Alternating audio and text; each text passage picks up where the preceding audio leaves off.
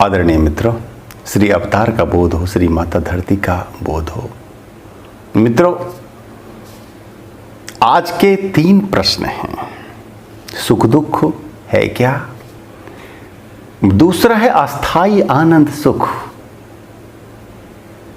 होता है क्या कुछ?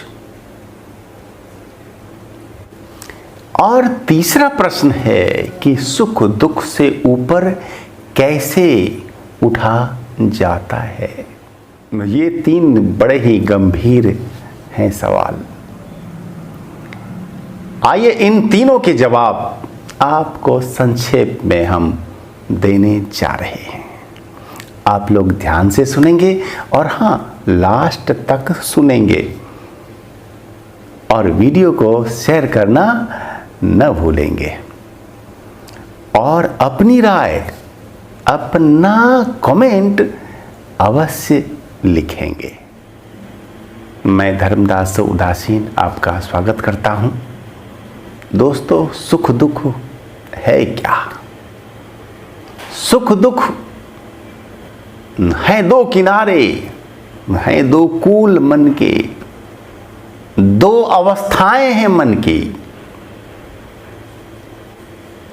जहां होगा मन वहां 2 अवस्थाएं, 2 पृष्ठ, 2 किनारे, द्वैत का भाव अवश्य उत्पन्न होगा। मैं यहां हूं तो सामने हुआ उत्तर और पीछे हुआ दक्षिण। यह स्वतः दिशाएं उत्पन्न हो गईं और मैं न रहूं बीच में तो दिशाएं समाप्त। मेरे होने से ही ये दिशाएं हैं। इसी तरह से जब जीव है, भोगता है, मन है, तो फिर सुख दुख होंगे। ये हानि लाभ, अच्छा बुरा, मान अपमान, जीवन और मृत्यु, ये सारे द्वंद्व उत्पन्न होंगे स्वभावतः।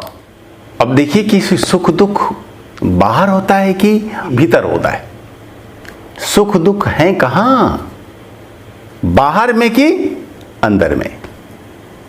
आपने महसूसा होगा कि आज जिस वस्तु से सुख मिल रहा है उसी से कल या बाद में हमें दुख भी प्राप्त हो सकता है, और जिससे हमें आज मिल रहा है दुख, उसी से हमें कल सुख भी प्राप्त हो सकता है। एक ही वस्तु से एक ही समय में किसी को सुख, दूसरे को दुख प्राप्त होता है। ऐसा क्यों? यदि सुख दुख है वस्तु में, बाहर में, तो फिर एक ही समय में एक वस्तु से विभिन्न लोगों को, विभिन्न जीवों को अलग अलग भाव क्यों होते हैं प्राप्त? सुख यदि है तो सबको मिलना चाहिए था सुख, लेकिन ऐसा होता नहीं है। एक ही वस्तु एक ही समय में सुख और दुख दोनों देती है। उस चीज में सुख दुख वास्तव में नहीं है, उसका मूल हमारे अंदर है। उसका मूल, उसका जड़ हमारे अंदर है। इसी पर संत कबीर साहब ने एक दोहा लिखा है। कस्तूरी कुंडली बसे, मृग ढूंढे वन माही, मृग ढूंढे वन माही, ऐसे घट घटी राम है, दुनिया देखे नाही। राम का भावार्थ हम यदि आनंद से ले लें तो मृग बाहर ढूंढता है उस सुगंध को, जबकि वह सुगंध उसके अंदर में ही है, वह कस्तूरी, जिसे वह बाहर में जहां तहां खोज रहा होता है। तो दोस्तों, आनंद की जड़, आनंद का मूल अपने अंदर है।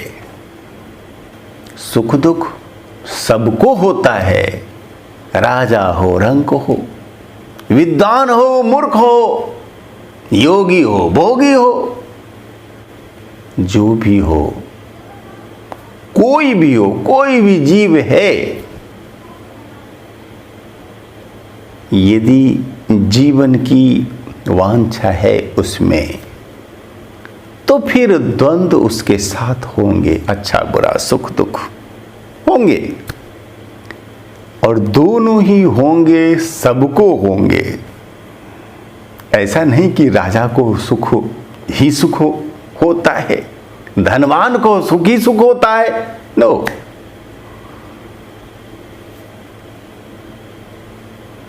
सुख दुख के मामले में राजा और भिखारी इक्वल हैं। राजा अपने जीवन में जितना सुख दुख है प्राप्त करता, उतना ही सुख दुख अपने जीवन में एक भिखारी भी प्राप्त करता है। हाँ, सामान्य मानव को लग सकता है स्थितियां भिन्न भिन्न, लेकिन नहीं।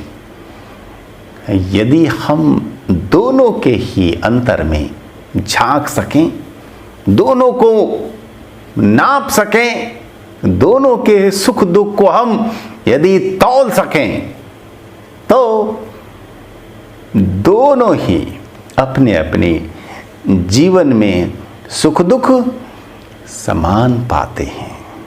इसमें विद्वान मूर्ख, राजा रंक, अच्छा बुरा, स्त्री पुरुष का कोई भेद नहीं होता। गहरे विचारिए, क्योंकि हम लोग संसार में रहते हैं। इसकी व्याख्या हम आगे करेंगे।